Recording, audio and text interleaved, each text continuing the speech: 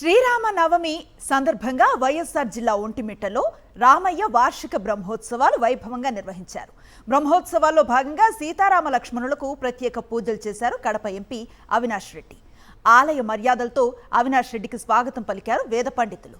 దర్శనానంతరం ధ్వజస్తంభానికి ప్రత్యేక పూజలు నిర్వహించారు అవినాష్ రెడ్డి. పూజా కార్యక్రమాల్లో కడప మేయర్ సురేష్ బాబు, రాజంపేట ఎమ్మెల్యే అమర్నాథ్ రెడ్డి పాల్గొన్నారు. శ్రీరామనవమి సందర్భంగా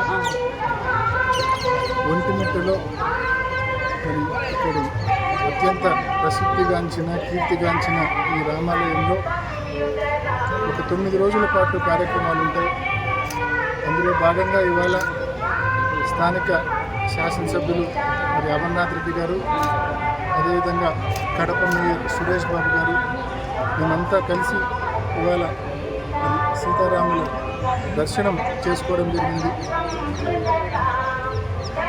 ఆ శ్రీరాముని ఒకటే కోరుకున్నాం, రాష్ట్రం బాగుండాలా, రైతులు సుభిక్షంగా ఉండాలా, అందరూ బాగుండాలని చెప్పి మరి శ్రీరామచంద్రుని కోరుకోవడం జరిగింది.